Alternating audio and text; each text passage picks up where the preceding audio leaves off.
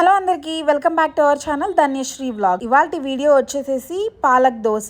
So పాలకూర అంటే ఇష్టం లేని పిల్లలు కూడా దోశలాగా చేసి పెట్టేస్తే చాలా హ్యాపీగా ఇష్టంగా తినేస్తారు. టేస్ట్ లో ఏమాత్రం తేడా ఉండదండి, మామూలు దోశ ఉన్నట్టే ఉంటుంది. సో పాలకూర హెల్దీ కాబట్టి పిల్లలకి ఇలా మనం దోశ చేసి పెట్టేయచ్చు అనమాట. పాలక్ దోశ సింపుల్ గా ఎలా ప్రిపేర్ చేసుకోవాలో చూద్దాం. ముందుగా పాలకూర నీట్ గా వాష్ చేసి ఇలా వాటర్ లో బాయిల్ చేయాలి ఒక 5 minutes. బాయిల్ చేసిన ఈ పాలకూరని ఒక ప్లేట్లోకి తీసి చల్లార్చాలి. పాలక్ చల్లారిపోయిన తర్వాత ఒక మిక్సీ జార్ తీసేసుకొని ఈ పాలక్ని అందులోకి వేసేసి మెత్తగా బ్లెండ్ చేయాలి.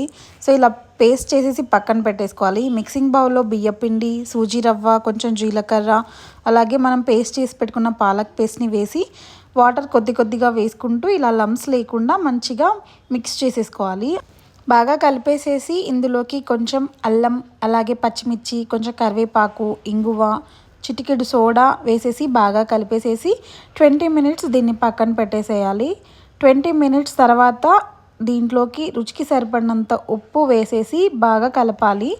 బాగా కలిపేసేసి పక్కన పెట్టేసి స్టవ్ ఆన్ చేసి దోశ పాన్ పెట్టేసి ఆయిల్ వేసేసి కొంచెం బాగా అప్లై చేసేసి సన్నగా చాప్ చేసుకున్న ఆనియన్స్ మొత్తం ఈ పాన్ మీద వేసేసి సో ఈ ఆనియన్స్ లైట్ ఫ్రై అయ్యేలోపు మనం దోశ బ్యాటర్ని మరొకసారి కలుపుకొని వేసేయాలన్నమాట. సో ఈ పాలక్ దోశకి సో అటు సైడు ఇటు సైడు రోస్ట్ చేసుకోవాలి మంచిగా ఆయిల్ రబ్ చేస్తూ. చాలా అంటే చాలా టేస్టీ.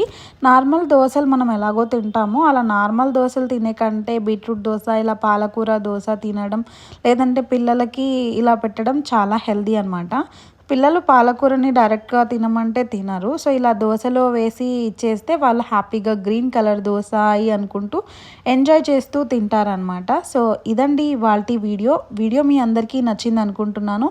నచ్చితే మాత్రం డెఫినెట్లీ ఒక చిన్న లైక్ చేసి ఇలాంటి మోర్ వీడియోస్ కోసం మన ఛానల్ని సబ్స్క్రైబ్ చేసుకోండి. Thank you for watching.